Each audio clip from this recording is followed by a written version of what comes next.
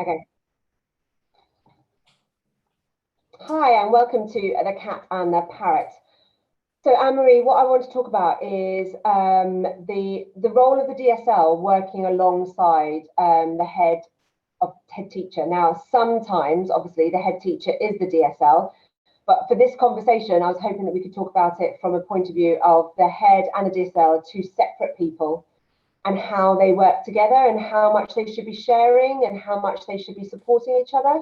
It's interesting you say that, because the last fortnight I've done some training to a multi-academy trust, to head teachers about the role of the head teacher in safeguarding. That was the title. I think I tweeted it and some people commented on, wow, what was that? Because they recognise the titles in the sense of what we discussed. Because one of the chores was, I said to the heads, you tell me what is the role of the DSL, and it was interesting, in the sense of that conversation. And a few people commented to say, how do I get this? Because it was very topical, they could relate to that.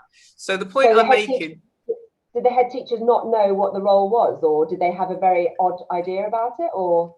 They did. So they did and they didn't. So, for example, it was interesting. Some were like what you said in small schools, where they would have actually, of course, been the DSL as well. And some were in bigger schools. So the good thing was, I suppose, the balance was, the ones that are DSLs and head recognised that they needed a buffer, i.e. they're two in one. And what we spoke about was when you're picking up this tension within a conflict within a family, that you are getting involved in a sense of safeguarding, who's your go-to? So who's the person you need to inform to get the support from the school, hence the potential complaint.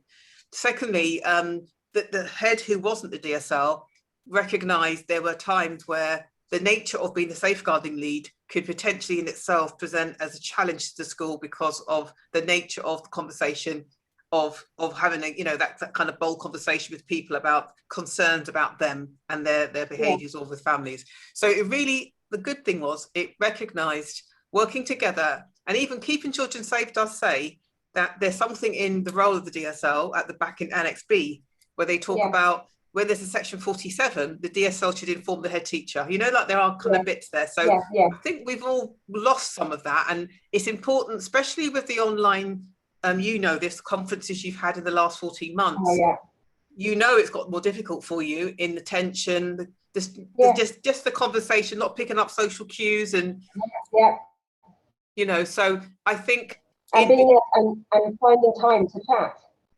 Just normal small bits of conversation. Normally you pass each other and have a little bit of a conversation, but when you're on things like this, is that sometimes you don't, unless you arrange a time, sometimes you can go a couple of days without speaking to the head, the head teacher, and that is okay. I can't hear you from a safeguarding point of view. Okay, that's fine. You went out for a bit, but you came back again. Hopefully that'll be fine. Another thing that's also Kixie does say is the head has to ensure that they've got the appropriate person in post, in the sense of appointed for the role. That was the wording. Okay, so that's where again there has to be something where the head who's not the DSL needs to ensure the role has been done, fulfilled to the full in that sense, hence compliant, and the DSL who's the head has to ensure there's some support with them, whether it's another SLT or DDSL or governance, safeguarding governor, because when you look at that part, it's too much for one person to have without scrutiny.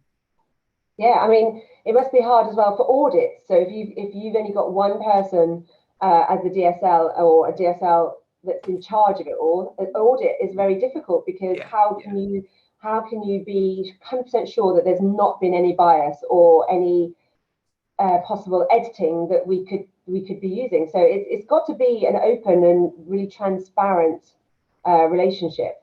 Absolutely. And also it highlights how vulnerable the DSL is in that role, if that makes sense. Yeah, definitely.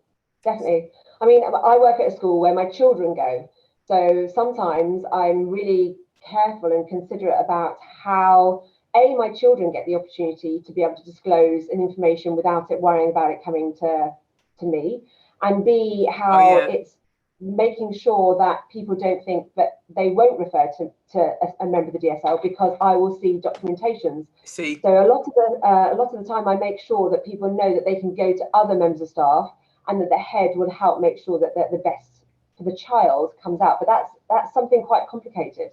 and that's a really good point, actually, because I would imagine most schools have got that too, have got staff who attend. And if they are the DSL, you know, all those issues, do I go to the parent, i.e. the teacher, parent, colleague first, or do I speak to the DSL? And like you, what if you are the DSL? Who do I go to? So absolutely, that is a really good point, really good point. And I think we've only got a minute left, but it's interesting that some of the programs that like I use CPOMs, but I'm sure My Concern and other people do that. But you can actually click on there. So if anyone puts a disclosure in about my child, I would not be able to see it, and I can't edit it. And that's really important for things like sexual harassment, for example. To say they made an allegation that my son did something wrong, I shouldn't be able to see that. I shouldn't be able to edit it. I shouldn't be able to do anything to it. So that's something that the head teacher's got to take responsibility for and make sure that the best is for children, no matter whose children. Definitely. I think that's a really good point. And I'm hoping our viewers can actually take that lesson from today's session, is looking at the detail of, because we talk so often about the safeguarding lead, the head teacher, senior leadership team, but actually, have we really sat down and thought about the mechanics behind it in the sense of accountability, responsibility, but also the reality of you're that one person as a DSL who actually is that person who's potentially going to refer an ordinary family, in the sense of a family that attends a school, to an external agency. That in itself is quite a big thing, isn't it? A big thing, makes you a bit vulnerable, you know. Yeah, definitely. Okay, that's great. Thanks very much. Thank you. Bye. Bye. Now it's